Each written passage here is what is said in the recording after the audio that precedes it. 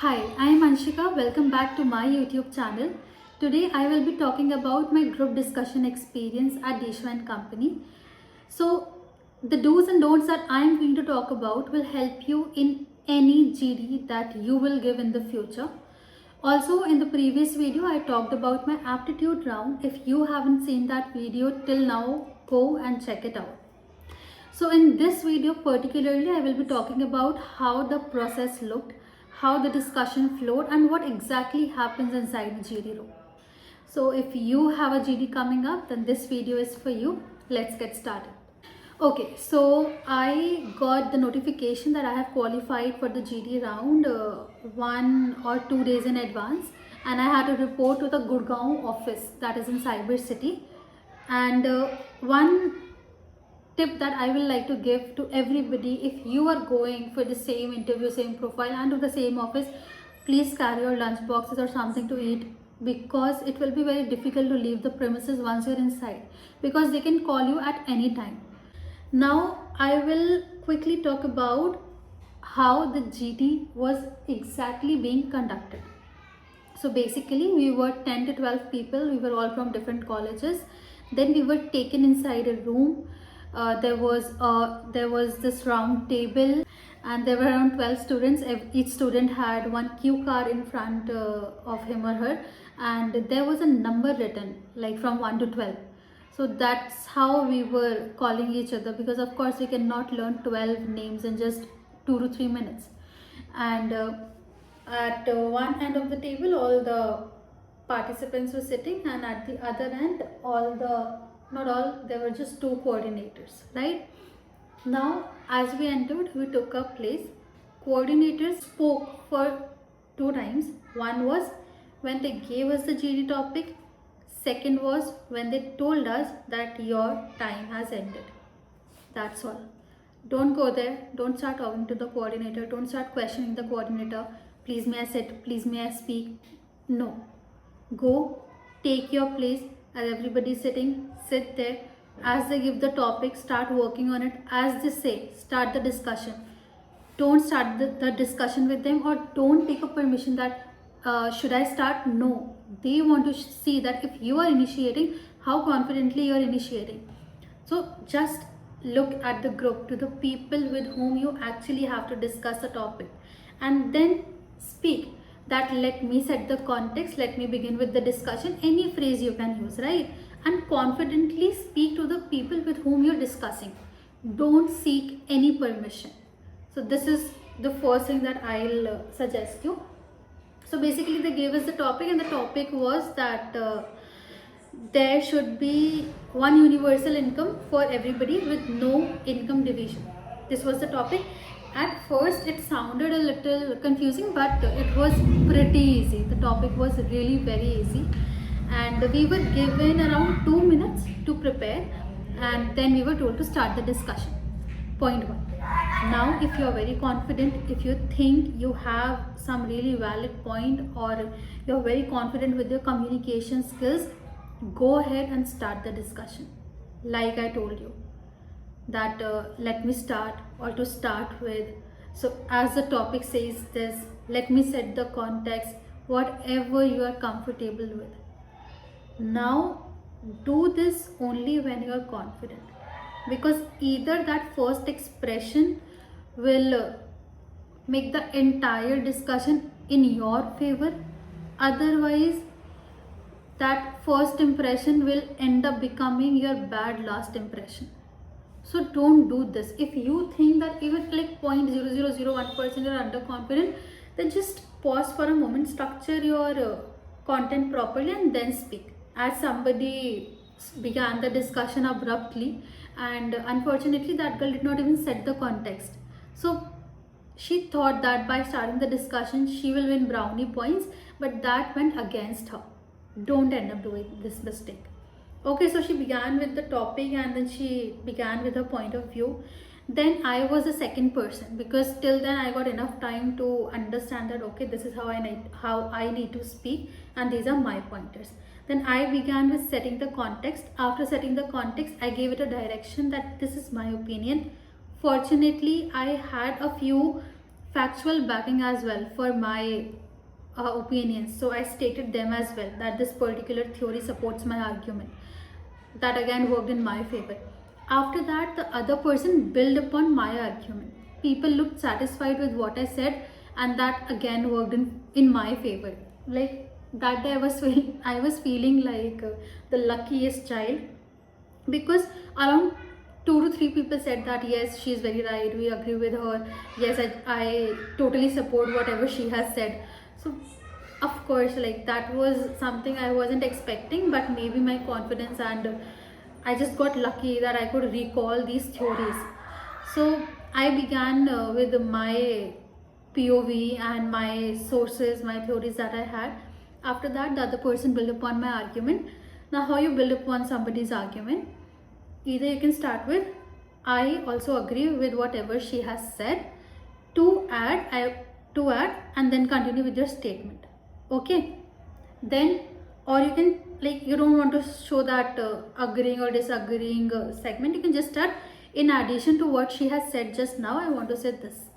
Second, third, I second what number 10 has said, and now these are my arguments. Fourth, fifth, if, like, there was one more girl who spoke before me, so you can take a point from her whatever she said, from her arguments, few points from my argument, to show everybody that I am listening, I am, like, that chain is continuing, I am in the loop, I'm not running out of the loop. Because at times people try to act over smart and they bring up something entirely off the table. One girl did it when the discussion was going on. Again a learning. She brought caste into this. She started talking about untouchables, and so at that point, I guess somebody intervened and said that let's not give this direction to the discussion, but let's stay on the topic, because we are not narrowing it down to a particular region or to just a particular caste. So whenever you're putting a point, just be mindful of what value that point is going to add. There might be a situation wherein you want to disagree with the person. They are also seeing how you work with the team, and it is a discussion, it is not a debate. That's the difference between a discussion and debate, that even when you're contradicting somebody, you're doing it in a very respectable, polite and peaceful manner. How can you do it? So one example could be, you start with, okay, you've made a very valid point, but I'd just like to add a slightly different perspective here, or I'd like to contradict you in this particular aspect because of this reason. So that is how you put forward your contradicting argument, right? You can just use few phrases so that it is visible that you are adding in a very positive way. You don't have to dominate, you don't have to put down anybody, you don't have to make anybody feel embarrassed or bad. That is not the aim. That will go very negative in your direction. So don't do that. Be very respectable with everybody in the discussion, whether you're contradicting or you're agreeing, right? So these were the two scenarios, that how you can build upon somebody's argument. Now the third thing is, don't sit mute in the discussion. Have some argument. For example, even if you don't know anything about the topic, listen very actively. If you're entirely unaware about the topic, listen very actively. You will get some or the other point, and you can build upon that. Be very wise. Just keep your brain open, and even if you get a single word from anybody's argument, just pull it and frame it in a sentence and speak. Or just say that yes, I agree with this person, and give the reasoning that why are you agreeing, or I disagree with this person, why are you disagreeing. But speak, it is very important. But if the discussion is in English, speak in English, don't speak in Hindi. Huge respect to all the languages out there, but if the discussion is in English, the requirement of the job is in English, then you cannot start speaking not only in Hindi, not in any language, French, Spanish, nothing will work. So understand that you don't have to do this. Now you'll be like, what am I speaking about? This is so basic. But people did this. Somebody in my discussion started speaking in Hindi, and I'm not judging that person, but you should be aware about what you're doing and where you're doing it. How you conclude a discussion. If you have any extra point, add it. And then you say, now as only 1 minute is left, I would like to conclude the discussion. So this is what I have picked up from. Just summarize what everybody has said, not only what you have said, but what everybody has said. You're not summarizing what you have spoken, you're summarizing the discussion. Take the key takeaways. In PowerPoint we have that last slide of key takeaways. Take the key takeaways from everybody's arguments, and in the end tell. So in my, and then come when you have summarized everybody's argument, the important part of everybody's argument, then speak that in my opinion this has been the flow of the discussion, and this is what I believe, that it went in this particular direction.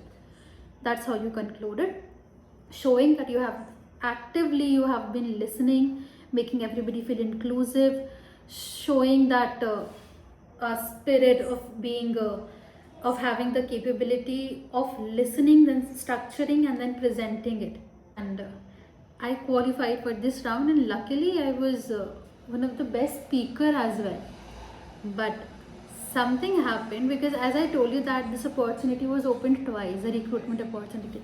So I qualified this GD round, I went into the interview round, and I'll be sharing my interview experience in the next video, next video, because in the next video I'll talk about that what happened in the second opportunity, that after performing so well in this GD round, in the second time I was disqualified in the GD round itself. And I had so many lessons after that GD round, and I value success stories, but failure stories give you the best lessons, and you need to watch it. In this video I've told you that do this, that what all you can do, how you can strategize. In that video I'll tell you what you should never do in a group discussion round. So stay tuned, I'll be dropping it on this YouTube channel itself. Subscribe it if you are liking the videos in these series. So before exiting it, I'll just give you one mantra for group discussions, that is, they're evaluating how you think, how you communicate, and how well you work with others. Don't fight, don't debate, don't make anybody feel neglected or dominated. Not a good quality. Talking about the do's, add value in minimum time, listen actively, appreciate others' points, be respectful while disagreeing, and be very respectful even when you're disagreeing. Talking about the don'ts, when somebody is speaking, don't interrupt very aggressively. That like I am speaking right now, and here you start, okay, so I want to make this point, but let me end, or maybe just ask for time, can I just add one more point to what you're saying. That's how you do it. Don't just jump into it, because that shows that you're not valuing other person's words, and that is not done, that is not teamwork. Then don't present facts you're unsure about. Very, very important. See, if you're confident about a fact, go ahead, but even if you think that you're like 10% doubtful about it, let it be. So if you're unsure about any fact, skip it. Last, don't stay silent throughout. The basic, don't stay silent throughout. So yes, all the very best if you have any GD round in the recent time, and I wish that this video was useful for you. So there are a couple of videos that are coming. One is what happened in this when I gave the GD round for the second time, why I did not qualify it. Secondly, I'll make a comprehensive video on how you should perform in a group discussion. I'll connect with my friends who also sat for placement, and fetch few GD topics which were discussed in their particular rounds, and give you some particular phrases that you can use while keeping your point in a group discussion. And third video is coming on my interview experience, because I qualified this time. So this is the third video, and the fourth video is coming on guesstimate as well. So a lot of videos are coming. Please subscribe the YouTube channel, because as you can see I have just 24 to 25 subscribers, and your one subscribe really acts as a motivation for us to create content and to put in more effort. So do subscribe the YouTube channel if you're liking my videos. If there is any specific topic that you want me to create a video on, do drop it in the comment section. I will surely work on it. So all the very best. See you in the next video. Thank you.